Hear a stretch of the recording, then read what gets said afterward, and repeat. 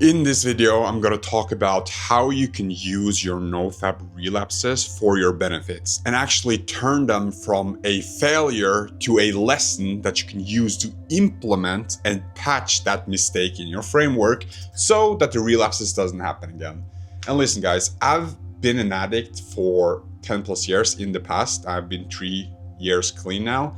And I remember that once I first started, I had adopted this NoFap mindset. All right. So basically, I joined the community and I figured that for me to overcome this addiction, what I need to do is to stop all of these bad habits and then implement all of these good ones. And that's valid advice for just like general self-improvement. But unfortunately, it's not the solution.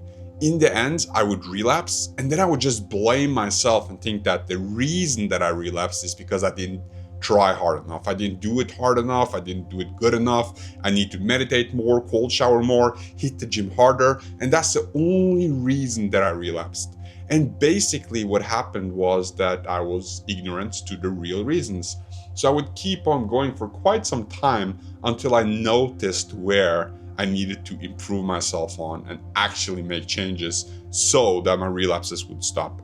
And I'm not saying that improving yourself is not valid and stopping bad habits isn't a good thing to do. Obviously it is, but that's not where the mistakes that lead you to relapses are.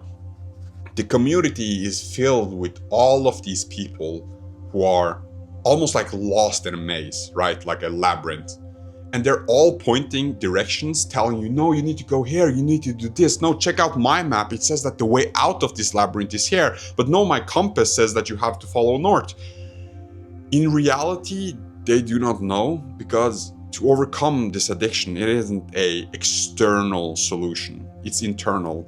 And to look inside you, you do not need a compass or a map. You need a mirror.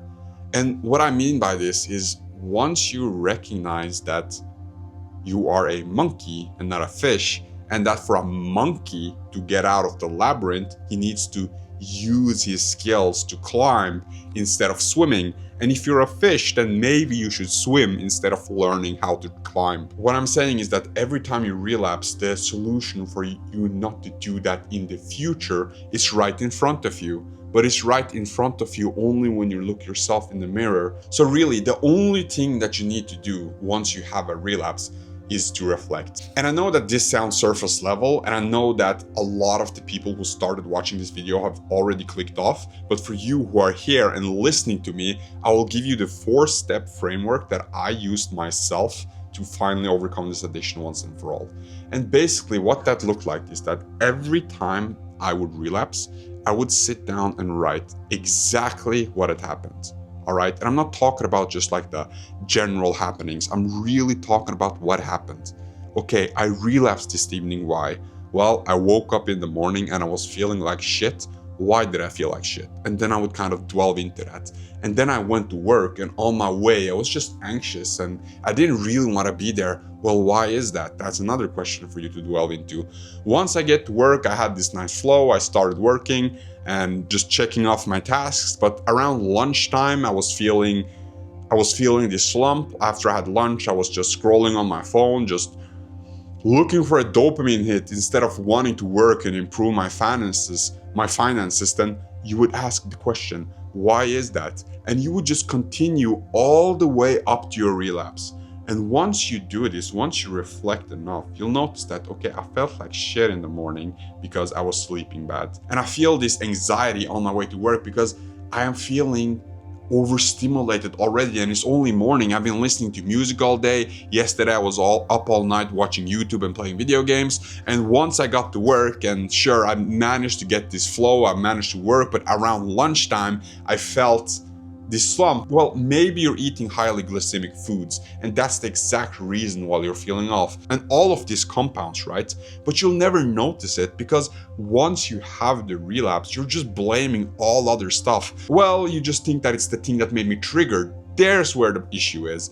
But the reality is, man, there's so much more stuff that is so subtle and will hide in the details that you'll miss them if you do not self-reflect. So that's exactly why I'm asking you to write out what happens. And the second part is that you reflect upon these happenings, right? Which we did, but you would dwell deeper into it. I'm trying to learn and see where it roots off to, how the dots connect, because you do have the luxury of hindsight after a relapse. The third thing for you to do is to kind of tap into your feelings and remember them, man. Like really, after a relapse, I know that you're feeling shitty. There is this part of you that is regretting what happened, and you might be carrying around shame, guilt, anger at yourself.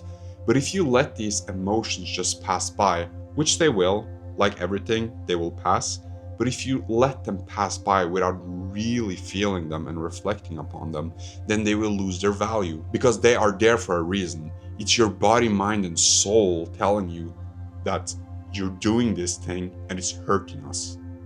That's why you're feeling these emotions. So you really need to tap into them. And the fourth thing for you to do is just to make an action plan, man. Like once you have identified what happened, once you have reflected upon it, and once you have tapped into your feelings, all that is left for you to do is to use this mirror and identify what I can do. What will I do differently next time? And then you just do it.